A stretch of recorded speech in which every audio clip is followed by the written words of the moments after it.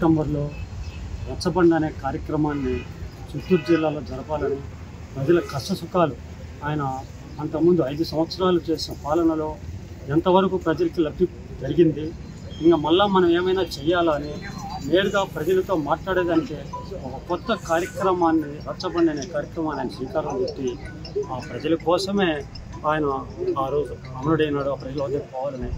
కానీ ఆయన చదువు వైపున మరుసటి నుంచి కూడా రూపాయికి పులివెందల్లో డాక్టర్ వైద్యం చేసేవాడు, అనునిత్యం ప్రజల కోసం పనిచేసేవాడు. తను పెరుగుతూ కాంగ్రెస్ పార్టీని పెంచుతూ ఆయన ఈ రాష్ట్రంలోనే కాకుండా 2004లో భారతదేశంలో కాంగ్రెస్ పార్టీని అధికారంలోకి తీసుకొచ్చిన ఘనత వైఎస్ రాజశేఖర రెడ్డిది. ఆయన అనునిత్యము ప్రజల కోసం ఆలోచన చేసి ప్రజలతో ఏమైతే ప్రజలు బాగుపడాలని చేసి ప్రతి నిత్యము వాళ్ళకి ఎన్నో పథకాలు ప్రవేశపెట్టి ఈరోజు చరిత్రలో ఎవరూ చేయలేనటువంటి పనులు ఆయన చేసి ప్రజల గుండెల్లో చిరస్థాయిగా మిగిలినారు. కాబట్టి ఈరోజు కూడా రాజశేఖర రెడ్డి గారి ఈ కార్యక్రమాన్ని రాష్ట్రం అంతా ఒక పండగ వాతావరణంలో వేడుక చేసుకుంటున్నారు. అలాంటి గొప్ప నాయకుడికి మనం ఘనమైన నివాళులు అర్పించాలంటే మనం రేపు జరగబోయే ఎలక్షన్లో ఆయన తనయుడు జగన్మోహన్ రెడ్డిని 2029 మళ్ళీ మనం సీఎం చేసుకోవాలని కోరుకుంటూ ఈ అవకాశం ఇచ్చినటువంటి వాళ్ళందరికీ కృతజ్ఞతలు తెలియజేసుకుంటాం.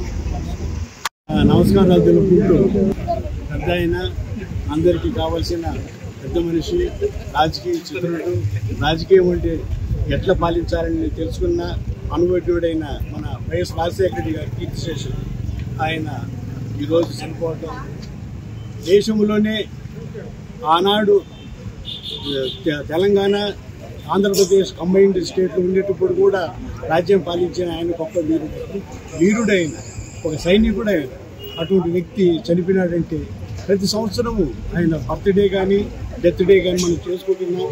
మన నందిగూరులో ఎంతో గణనీయంగా చేసుకుంటున్నాం. కాకపోతే ఆయన రూపంలో ఆయన కుమారుడైన జగన్మోహన్ రెడ్డి గారు ఆయన కూడా రాజకీయాల్లోకి రావటం, తండ్రి బాటలో నడవటం, ఆయన ఏమేమి పనులు చేశారన్నీ మళ్ళా నడిపించటం అంటే ఎంతో శ్లాఘించాల్సిన విషయం జగన్మోహన్ రెడ్డి గారు.